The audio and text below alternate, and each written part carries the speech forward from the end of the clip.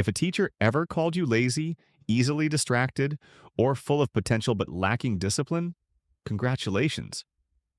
You survived a system explicitly built for 19th century factory workers.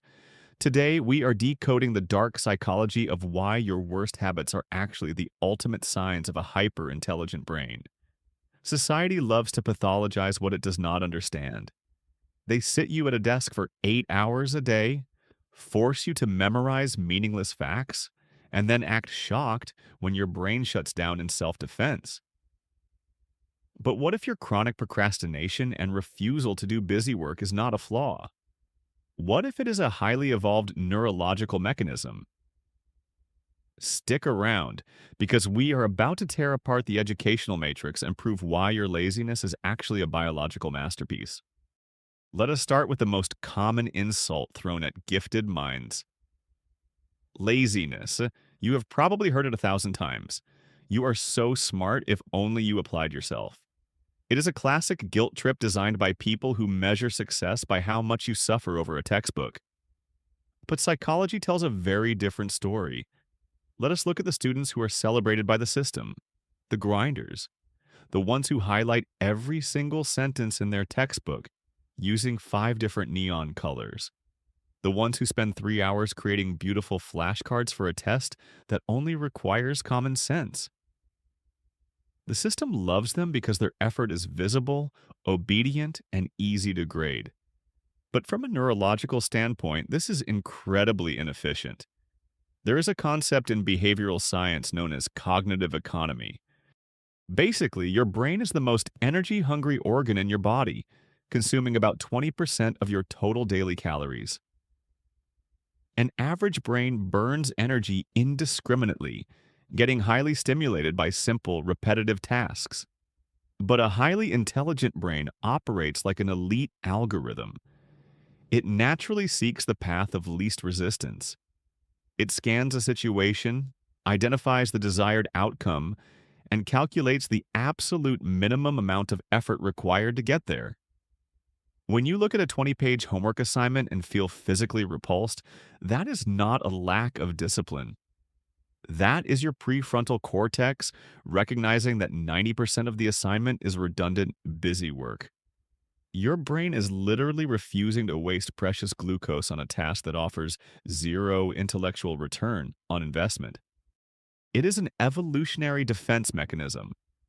Thousands of years ago, humans who conserved their physical and mental energy were the ones who survived brutal winters and famine. Your brain is doing exactly what it evolved to do, saving its horsepower for a real complex threat. Think about the greatest inventors and philosophers in human history. They did not invent things because they loved hard work. They invented things because they were profoundly lazy and wanted to find a way to do less. Mathematics, coding, software engineering, these are entirely built on the premise of minimizing human effort. Yet, when a gifted student figures out how to solve a complex math problem in 3 steps instead of the 10 steps required by the grading rubric, the school system punishes them. You are told to show your work. You are penalized for efficiency because the traditional classroom does not value the result. It values compliance. It wants to see you sweat. It wants to train you to tolerate mundane, soul-crushing repetition so you can be a good little corporate employee for 40 years. They do not want you to find a shortcut because shortcuts disrupt the hierarchy. Furthermore, this forced repetition leads to a psychological state known as bore-out. It is the evil twin of burnout. While burnout happens from doing too much, bore-out happens when a mind is chronically understimulated. When a mind with an intelligence quotient of 140 is forced to move at the speed of a classroom average, the brain essentially puts itself into sleep mode to survive the agony. You stare out the window, you doodle, you zone out completely. The teacher writes this off as a short attention span. They might even try to medicate you for it. But in reality, your processor is just idling because the data being fed to it is painfully slow and agonizingly simple. So, the next time someone accuses you of being lazy for cutting corners, doing things at the exact last minute, or refusing to do meaningless extra credit, just smile. You are not slacking off. You are simply running a highly optimized energy conservation program that they are not equipped to understand. Your laziness is not a character flaw, it is a biological upgrade. Now let us move on to the second favorite label the education system loves to slap on you. Distraction. You know the drill. You are sitting in class, staring out the window, and the teacher taps on your desk, asking if you are even listening. They assume your mind is empty. They assume you are drifting in some thoughtless void. But the tragic irony is that your mind is not empty at all. It is processing so much data at such a terrifying speed that focusing on their monotone voice is physically agonizing. Psychology calls this divergent thinking, but the school system just calls it being a problematic student. Let us break this down. Traditional education is built entirely on convergent thinking. That means every problem has exactly one standardized answer, and your only job is to converge all your mental energy onto that single boring dot. It is neat, it is predictable, and it makes grading standardized tests incredibly easy. But a highly intelligent brain does not work like that. Your brain is wired for divergent thinking. When you are given a single prompt, your mind does not look for the one right answer. It explodes outward, generating 50 different possibilities, connecting variables that no one else even sees and analyzing every potential outcome simultaneously. You are not failing to pay attention to the lesson. You are paying attention to the lesson, the flawed logic in the textbook, the psychological insecurities of the teacher, the humming sound of the fluorescent lights overhead, and the existential dread of sitting in a concrete box for 8 hours a day. This phenomenon actually has a scientific name. It is called leaky sensory gating. In an average brain, the sensory filter acts like a thick wall, blocking out irrelevant background noise so a person can focus on one single mundane task. But highly intelligent individuals often have a highly permeable sensory filter. Your brain lets everything in because it subconsciously believes that all data might be essential for solving complex problems. You are quite literally absorbing the world at a higher resolution than the people grading you. But how does the system react to this evolutionary marvel? They panic. They look at a mind that is observing the entire room at once and they call it a deficit. They tell you that your inability to stare blankly at a chalkboard for 45 minutes without moving is a flaw. They want to suppress the curiosity out of you just so you can fit neatly into a silent, obedient row of identical desks. It is a hilarious and deeply cynical joke. They take the exact neurological trait that creates brilliant artists, revolutionary scientists, and visionary leaders, and they treat it like an error that needs to be fixed. So the next time they tell you that you lack focus, remember this exact psychological truth. Your inability to concentrate on their boring linear curriculum is not a failure of your intelligence. It is the absolute proof of it. The traditional classroom judges you solely on your ability to fixate on a single, insignificant speck of light. Meanwhile, your beautifully chaotic brain is being punished simply because it was born to see the entire galaxy. Now we arrive at the darkest truth of all. If you have been sitting there wondering why the system hates your divergent thinking so much, you need to understand the origins of the classroom. You see, the modern educational system was not designed by enlightened philosophers who wanted to nurture human genius. It was engineered during the 19th century Industrial Revolution. Its primary architects were industrialists who needed millions of obedient, unquestioning factory workers. They did not want visionaries. They wanted compliance. They built schools to mimic factories. They sit you in perfectly straight rows. They force you to memorize standardized manuals. And they ring a loud bell every 45 minutes to condition you to move from one station to the next, exactly like an assembly line. It is classical conditioning masquerading as education. When you force a highly intelligent, rapidly evolving brain into a 19th century compliance factory, you do not get a model student. You get a neurological rebel.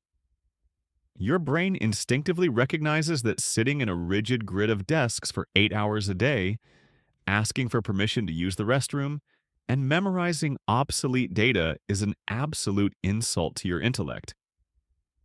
So your brain revolts. You argue with the teacher. You question their arbitrary rules. You refuse to do the meaningless homework because you already proved you know the material on the test. And how does the system respond to your intellectual independence? It punishes you. This brings us to a psychological reality that most educators will never admit on camera. Teachers, consciously or subconsciously, prefer high compliance over high intelligence. If you take a student with an average intelligence quotient of 100, but they sit perfectly still, color exactly inside the lines, and submit every assignment 3 days early, the system will label them an academic superstar. They will get the honors, the awards, and the glowing letters of recommendation.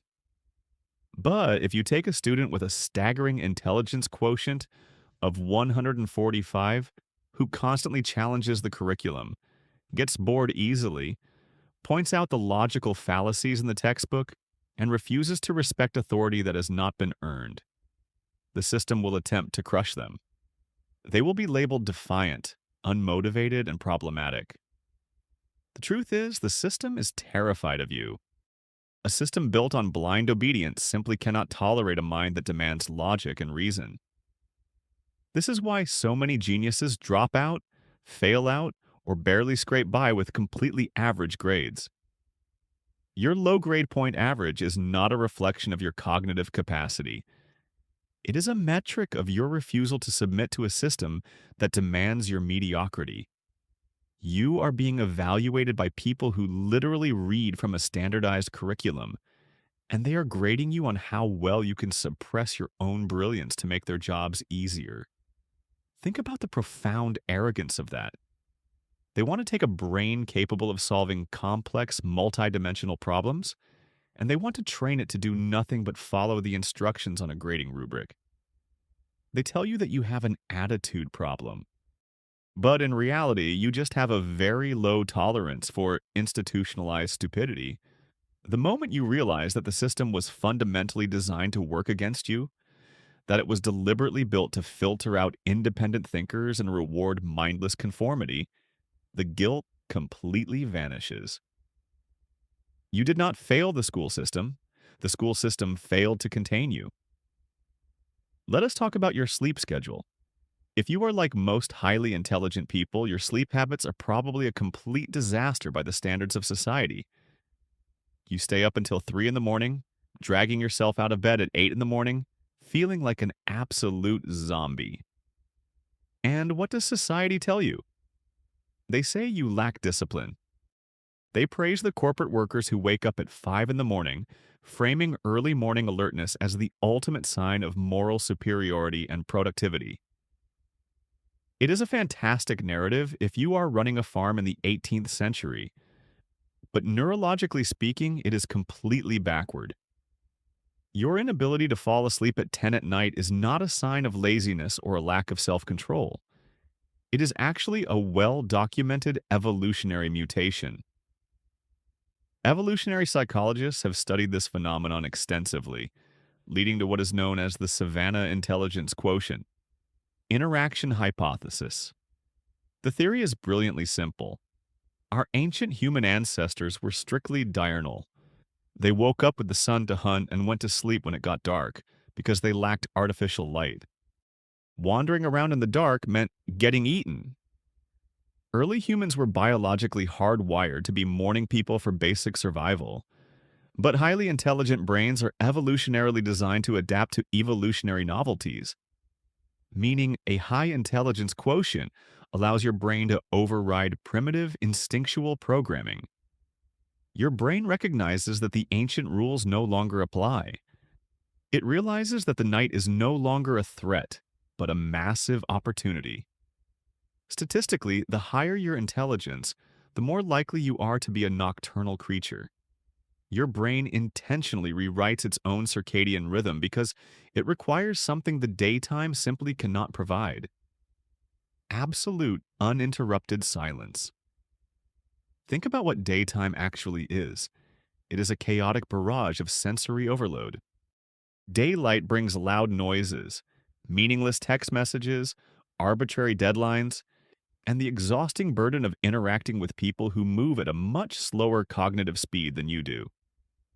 Your highly sensitive brain is completely overwhelmed by the sheer volume of mundane data. But when midnight hits, the world finally shuts up. The annoying demands of society disappear. The darkness acts as a sensory deprivation tank for your overactive mind. It is the only time your prefrontal cortex is free from the heavy friction of normal human existence. This is when your divergent thinking truly activates. You are not procrastinating your sleep.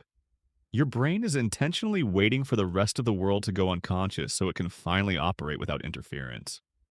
So the next time someone tries to make you feel guilty for sleeping until noon on a Saturday, do not apologize. You are not lazy in the morning. Your neurological operating system is simply designed to run at maximum efficiency only when the rest of the world is entirely shut down.